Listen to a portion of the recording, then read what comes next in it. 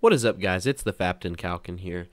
Going to be starting a new series on my channel. I've always been into talk show, podcast type deals. Always been interested. Thought they were really fun, and decided to start one up on my channel. For now, just a quick recap. For now, we're just going to be doing audio only, recording it through Discord, and I'll just display an icon and the name of whoever I've got on the podcast with me. For our first episode, it'll be myself, HeadachyHydra, and Ghoulking77. But yeah, let's get right into it. So, Logan, you're a person that's not played Battlegrounds yet. What's your overall opinion of being an outside thinker? I mean, I think it looks fun, and I done said I would get it when I get the money. Well, what's your opinion of how the gameplay looks and feels to you? What would you compare it to? Oh, well, I mean, I can't really compare it to anything, but I love third-person shooters. So. Right. It can be third or first person. I mean, it's... I don't mind either, but where I'm used to playing, like, Mass Effect and Gears of War, I really enjoy that. Where I'm used to being an Xbox fanboy. Oh, God. Honestly, I mean, it's pretty easy to compare to because, you know, it's like the third or fourth game of its kind now. But honestly, I'm not really 100% sure why it was the... I mean, they've all been popular when they came out, but I guess this one they've just taken the bugs out of each one and taken the parts that people like and dislike, and just they've, other than optimization and a few other bugs, they've almost chiseled down to essentially a perfect battle royale game. I think my favorite thing about Battlegrounds is the sense of urgency that comes with it. Yeah. How far am I from the circle? Where is it going to be? How much time can I spend looting this one little town? Yeah, there's so much, especially when you first drop. I feel like it's more mentally intensive when you first hit the ground as when you're in, like, final circle situation.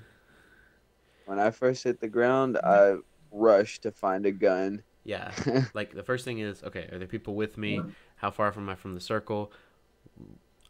Guns, backpacks. Like, where can I find all this junk that is going to help me progress? And then it's, well, where's a vehicle?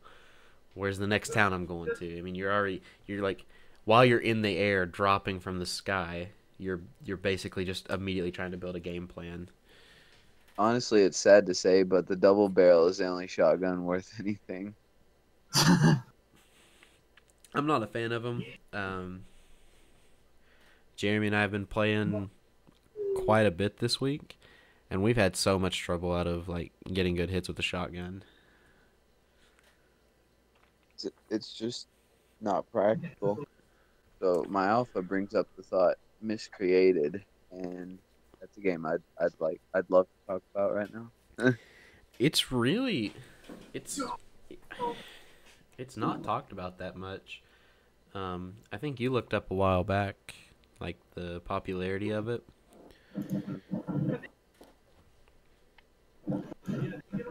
Yeah, Miscreated gets right now the peak at a month per month. The peak is on average about 5,000 players a month at one time. The peak.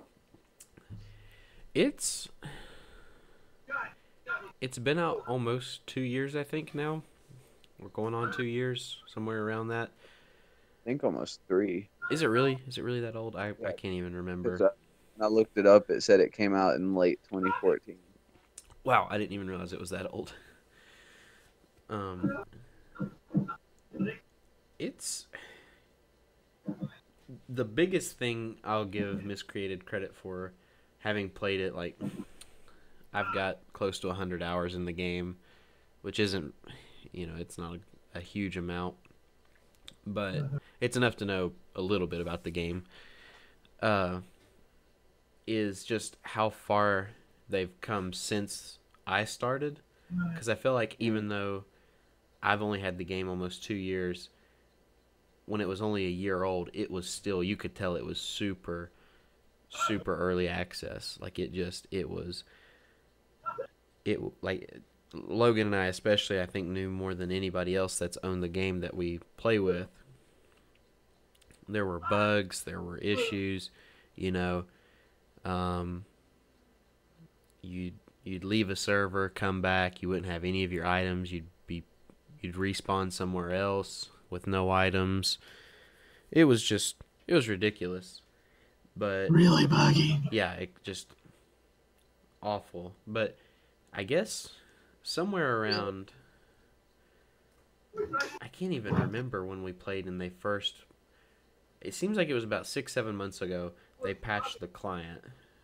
And the client changed from being just a black background with white lettering to an actual image. And they did so much editing work on the client, and it was so much cleaner, so much easier to see. And they've removed so many bugs. You know, they've added the female character model. Graphics have gone up. Optimization has gone up. It's just they're moving along at a really good pace, I think. Yeah, and really impressive what that developer has been able to do.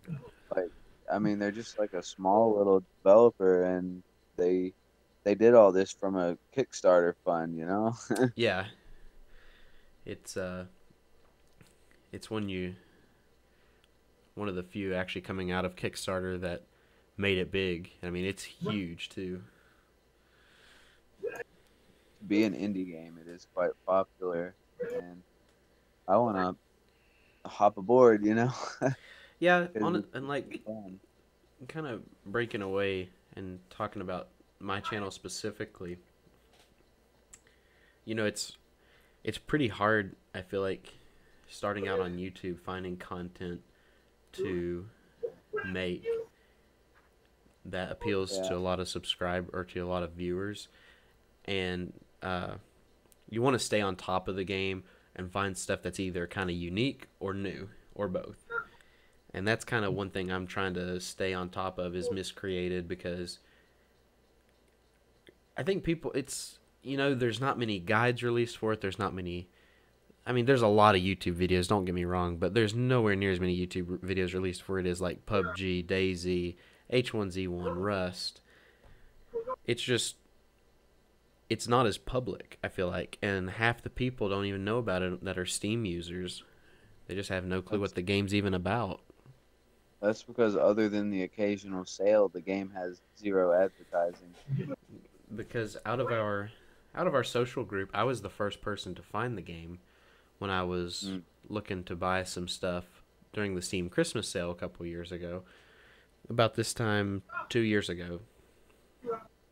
And I was like, it was $10. I asked, I can't remember who I was talking to, and I asked him, I was like, hey, you ever heard of this game? And he's like, no, I've never heard of it. So I watched the trailer for it, and the trailer, I was like, you know, if this game is half as sick as the trailer is, it's going to be worth playing. And I've enjoyed it. And honestly, I'd say the reason that, in my opinion, that they don't have any advertising is most likely because, you know, they're funded completely from that Kickstarter, and it's on fans to help them fund it, and they spend every bit of money they get making the game better, that they don't really have the time or money to do advertising. Yeah, I can believe that. And plus, where they're putting money, like they're using it efficiently, what funds they are getting into patching the game, making it better constantly. It's like it's getting more popular each time they patch it, I feel like. Yeah. And a lot of people, like especially nowadays, people are hopping on the early access wagon, so that way they can just make the game as they go and they don't have to have a super long commitment to developing a game. Well, the thing the thing that I both love and hate about early access games is that you can log in one day and then log in the next week after a certain patch, and it's like you're playing a completely different game. Yeah. Yeah, I mean that's what I took. I took a couple months off of playing Miscreated. You know, we were pretty hardcore into League at that time, and then one day I think it was Doug or somebody was like, "Hey, you know, we haven't played this game in a while," and I was like, "Sure, I'll." And I kept it updated and just never played it, and we logged in. I was like, "Holy cow, this doesn't even look like the same game." Yeah. The only thing that was same about it was the lobby music. That was legit. That was about the time it got the new client and everything. Yeah, and I'm sure that there were more. It was more of a gradual process than what I'm making it sound to be. But where I did take that break, I never got to see any of that transition. Yeah. Because yeah, they were patching the game when I first got into it, but it was in-game patches. It wasn't really cosmetic patches and client patches. It was mostly game side. But Yeah. you know, just logging in and the game looking totally different. It was like restarting a new game or buying a new game. I would definitely think that if someone likes PUBG, then they should definitely get Miscreated, because it's the same thing, just without the urgency. So like that way you can have the best of both worlds.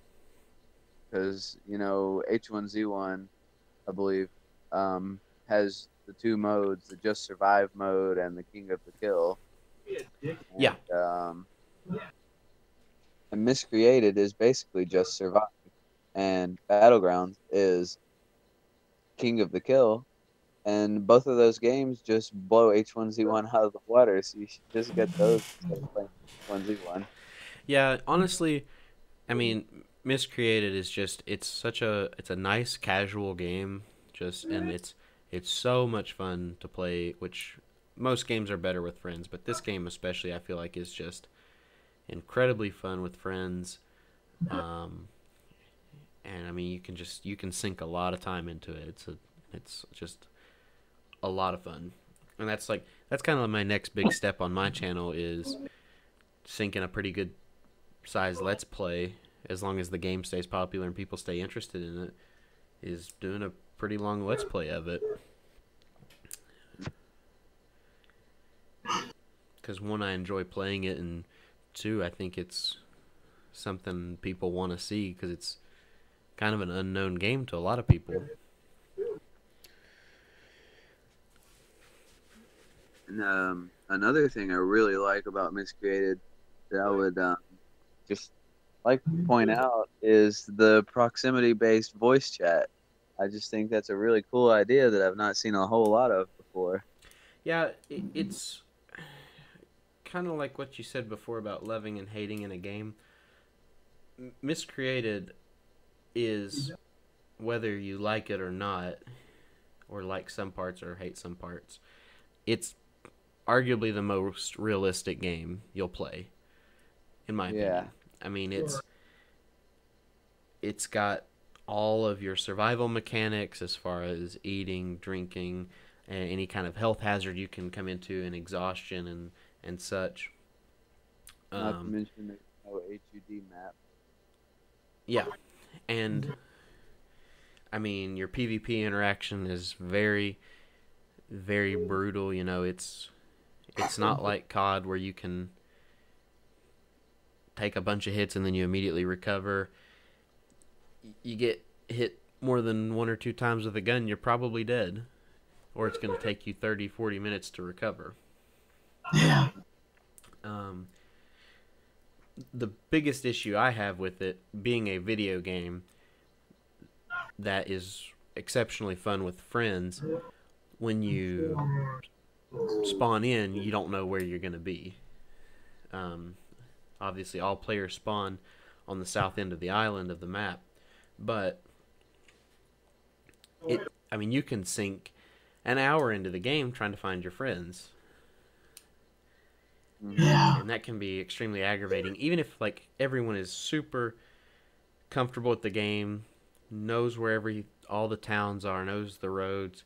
It still just walking wise may take you 20-30 minutes just to find each other. And then you might immediately die as soon as you find your partner.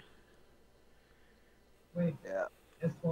But extremely realistic. There's no heads-up display map. You don't have a mini map, and you can find in-game maps, but they don't show your location. I mean, it's just everything about it makes it feel extremely realistic, in my opinion. All right, guys. Hope you all enjoyed that.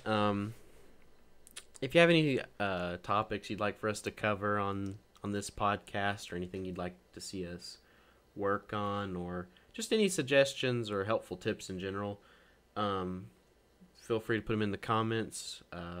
Don't forget to like and subscribe, and we'll see you for the next one.